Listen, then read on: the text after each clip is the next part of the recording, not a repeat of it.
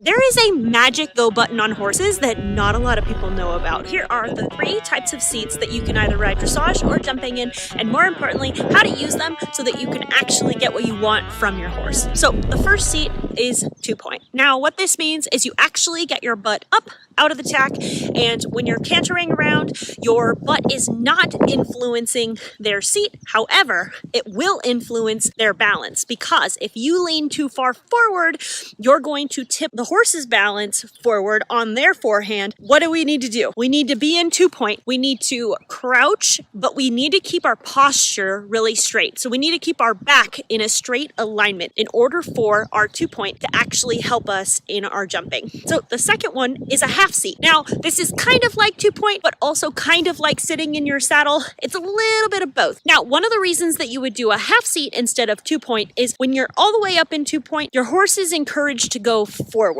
Easier, because you're not sitting on their back.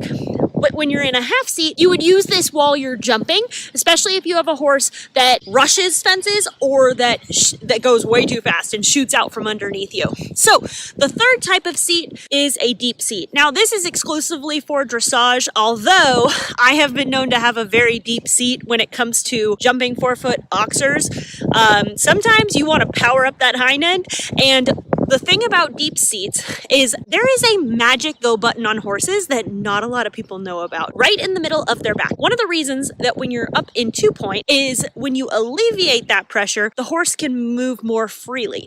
But when you're in deep seat and your seat is truly connected with the center of a horse's back and you're really driving into their back, what happens is that becomes like a magic button that nobody really talks about, where your horse is going to be like, got it, and they are going to shoot out from underneath you. Now, this is a good thing and a bad thing, right? Because if you know how to use this button correctly, then you can actually develop more power in your horse's step without having to kick and without having to affect their balance. You can drive deeper in your seat and they'll actually get more momentum and more power from it. So it's actually an easier way to go. However, if you don't know how to use this button correctly and you're doing a deep seat and you're driving your horse forward, but you're not actually wanting to drive your horse forward, then it can definitely be a bad thing. This is the more advanced type of seat, right? Because just because you sit in the saddle doesn't mean you're using deep seat, because you're able to affect the horse's speed